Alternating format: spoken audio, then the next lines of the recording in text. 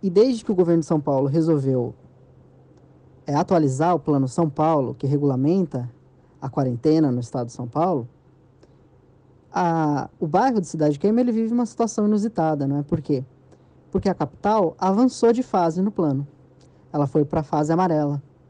Ou seja, agora na capital podem abrir os bares, os restaurantes, não é? Os salões de beleza. E aqui na região do Alto Tietê nós continuamos na fase laranja. A situação comentada pelo Lucas Landim, nosso correspondente de Itaquá, aqui na Agência Mural, é mais ou menos assim. Imagina uma avenida bem grande que cruza um bairro e com um monte de estabelecimentos comerciais. Uma parte dela fica na capital paulista e outra em cidades da Grande São Paulo, porque é uma região de divisa. Com o avanço da capital para a fase amarela de flexibilização, o lado do bairro que fica em São Paulo vai poder reabrir boa parte do comércio. Só que mais para o final da rua, da parte que fica na região metropolitana, os estabelecimentos terão de continuar fechados.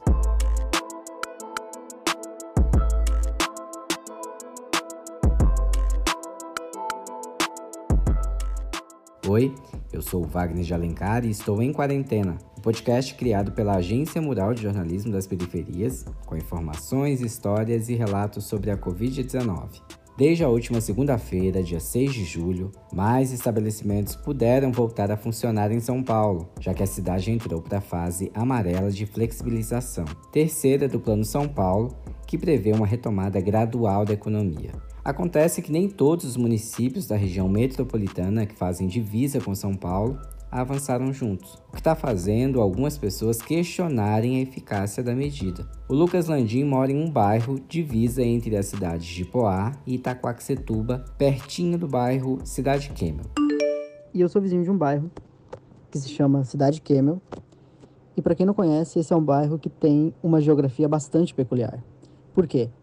Ele é um bairro dividido entre 4 cidades, não é? Então, uma parte do bairro pertence à capital, ao distrito do Itaim Paulista. Outra parte pertence à cidade de Itaquaquecetuba. Outra pertence à cidade de Poá. E outra pertence à cidade de Ferraz de Vasconcelos. Essas 3 cidades aí da região do Alto Tietê. O Lucas deu um pulo lá na semana passada, antes da regra da abertura passar a valer, para ver como estava o clima da galera. Eu fui lá e eu achei que estaria tudo fechado. Mas, na verdade, não foi bem o que eu encontrei. Apesar da proibição da prefeitura, o que estava valendo mesmo era a palavra do Estado, porque já estava tudo aberto. Conversando com lojistas e com alguns moradores, o que eu via não era nem má fé, era mesmo confusão. As pessoas estavam confusas, porque era tanta informação, e ainda mais numa região que você mal sabe que informação pegar. As pessoas, elas não sabiam muito em quem e no que, em que informação confiar. E também um sentimento que eu notei muito foi um sentimento de indignação, principalmente da população que vive nas cidades do Alto Tietê, na parte de Itaquá, de Poá, de Ferraz. Inclusive, um dos rapazes que eu entrevistei, que é morador da parte de Poá, ele fez uma fala que ficou até gravada, assim, para mim, que ele disse: poxa, mas o coronavírus não atravessa a rua? Por que de um lado da avenida está liberado o comércio e do outro não? Mas na prática, a gente vê que os lojistas abriram também do outro lado, porque, na verdade, ninguém quer perder cliente. Ele observou que tinha muito comerciante dando o famoso jeitinho para tentar burlar as regras. O portão estava fechado, mas dentro dava para ver que tinha uma movimentação. Então, a população está burlando as regras. E a minha preocupação é que o vírus está circulando. E agora, com a cidade de Itaquaquecetuba na faixa vermelha, que é na faixa de mais atenção, de mais perigo, e para o governo do estado ter colocado a cidade nessa faixa, isso quer dizer, então, que é uma região que merece mais atenção e que o Queimel, que está do lado do Jardim Miraí, que é o meu bairro, que é um dos bairros mais afetados pelo coronavírus em Itaquaquecetuba, que é uma das cidades mais afetadas, é uma zona que deveria ter mais atenção. E que segunda-feira agora vai estar liberado o comércio, vai estar liberado os bares, vai estar liberado os restaurantes. Como a gente já ouviu, uma das cidades cortadas pelo bairro Cidade Queimel é Itaquaquecetuba. Na última quinta-feira, dia 2 de julho, o Centro de Contingência do Coronavírus do Governo de São Paulo emitiu uma recomendação para que a cidade regredisse um passo na flexibilização e voltasse para a fase vermelha. Mas a Prefeitura da cidade informou que não vai acatar a recomendação e seguirá na fase laranja. Na data desse rebuliço, a taxa de ocupação de leitos de UTI na cidade era de 92%. Vale lembrar que dentro do Plano São Paulo, os critérios para uma cidade mudar de nível ou cor nas etapas de relaxamento do isolamento são: medida da taxa de ocupação de leitos de UTI exclusivas para pacientes com coronavírus, número de novas internações no mesmo período e número de óbitos. Tudo isso me leva a crer que o poder público parece que não conhece o Estado que governa, ou que não leva em consideração as particularidades dos territórios. E isso é prejudicial, né? É prejudicial para as populações, é prejudicial para os territórios. E isso se reflete nos números. O Consórcio de Desenvolvimento dos Municípios do Alto Tietê é um órgão que reúne os prefeitos da região do Alto Tietê, que inclui Itaquaquecetuba, Poá e Ferraz de Vasconcelos. Recentemente, ele afirmou que vai questionar o governo do estado sobre a permanência dessa região na fase laranja do Plano São Paulo. E se de um lado a Prefeitura de São Paulo e o governo do estado não têm um olhar particular para as periferias, para as comunidades e para os territórios, do outro, aqueles que deveriam ter esse olhar mais focado, já que estão mais próximos do local, que seria a Prefeitura de Itaquaquecetuba, as prefeituras da região e o consórcio dos municípios do Alto Tietê, que é o Condemate, eles também não estão muito preocupados com isso. Ou, na minha opinião, aí, enquanto cidadão, eles não parecem muito preocupados com isso. Eles estão mais preocupados em falar: poxa, mas se a capital abriu, eu também quero abrir para não perder dinheiro. E aí a gente até entende. Porque tem a associação comercial também, e a associação comercial aqui da região das cidades, ela pressiona mesmo as prefeituras. Isso a gente precisa entender, que tem esse ator também que está pressionando. Mas parece que é só nesse sentido. Quem também está vivendo uma situação parecida são os moradores das cidades da região oeste da Grande São Paulo. Mesmo muito próximos da capital, municípios como Osasco, Carapicuíba e Barueri também seguem na fase laranja do Plano São Paulo. A Ana Beatriz Felício, nossa produtora aqui do Em Quarentena, mora nessa região e recentemente escreveu um texto de opinião sobre o assunto para a Agência Mural.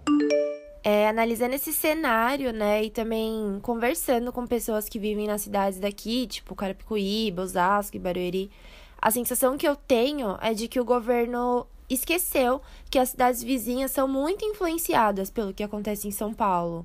Porque parte importante da capital é movimentada pelos moradores que saem dessas cidades, né, em busca de renda ou até para se divertir na capital. De acordo com um levantamento feito pela Agência Mural, a região da Grande São Paulo corresponde a 76,2% dos casos confirmados e 76,6% dos óbitos por Covid-19 no estado. Para a Ana, a forma com que a flexibilização vem acontecendo é questionável.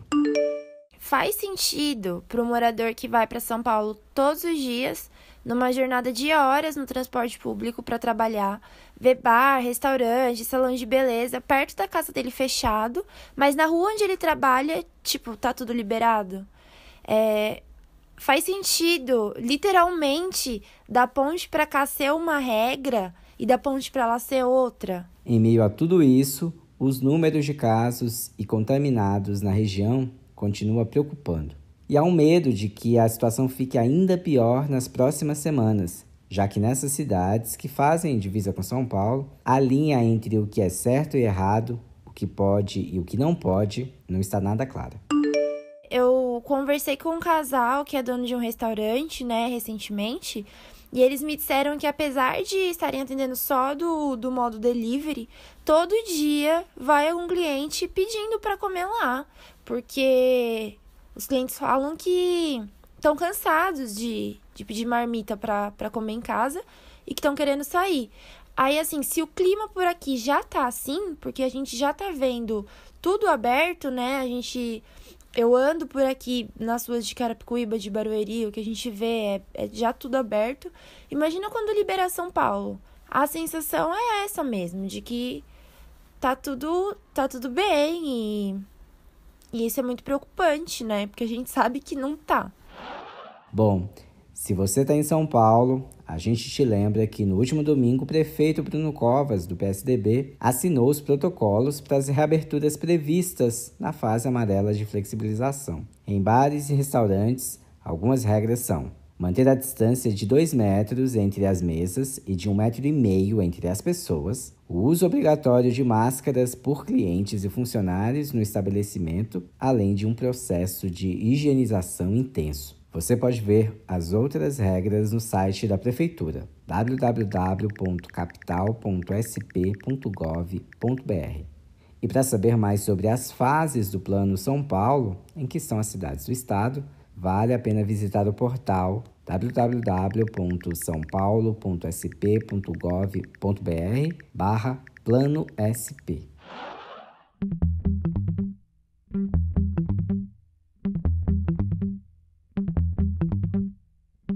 Por aqui a gente segue em quarentena, desejando que tudo isso passe logo. Este podcast contou com a produção de Ana Beatriz Felício e edição de áudio de Juliana Santana. E o apoio é do Instituto Unibanco. Acesse outros conteúdos sobre a Covid-19 no site da Agência Mural, agenciamural.org.br, e também no Instagram, no Twitter e no Facebook. Participe enviando o seu áudio para o nosso WhatsApp. Anota aí o número: DDD 11 97591 5260. Por fim, se for realmente necessário sair de casa, use sempre a sua máscara e evite colocar as mãos na boca e no nariz. Até mais!